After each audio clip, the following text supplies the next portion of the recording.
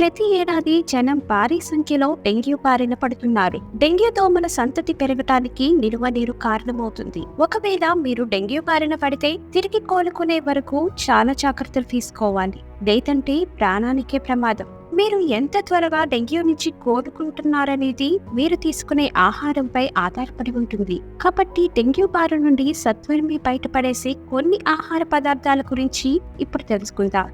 కొబ్బరి నీళ్లు.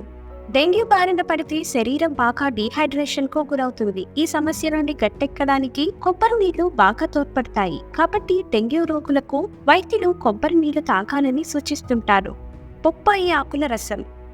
బొప్పాయి ఆకుల రసం కూడా డెంగ్యూ చికిత్సలో బాగా పనిచేస్తుంది. డెంగ్యూ రోగి బొప్పాయి ఆకుల రసం తీసుకోవటం వల్ల ప్లేట్లెట్ కౌంట్ పెరుగుపడుతుంది. అదేవిధంగా రోగనిరోధక శక్తి కూడా పెరుగుతుంది. మంచి ఫలితం రావాలంటే డెంగ్యూ పేషెంట్ బొప్పాయి ఆకుల రసాన్ని నీటితో కలిపి రోజుకు 2-3 సార్లు తీసుకోవాలి.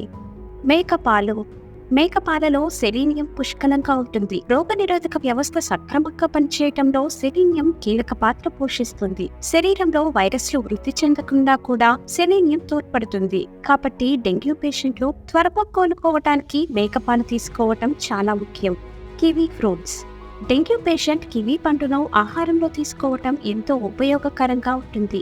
ఎందుకంటే ఇది శరీరంలో రోగనిరోధక శక్తి వ్యవస్థను మెరుగుపరుస్తుంది. అంతేకాక ఎర్ర రక్త కణాల ఉత్పత్తికి తోడ్పడుతుంది.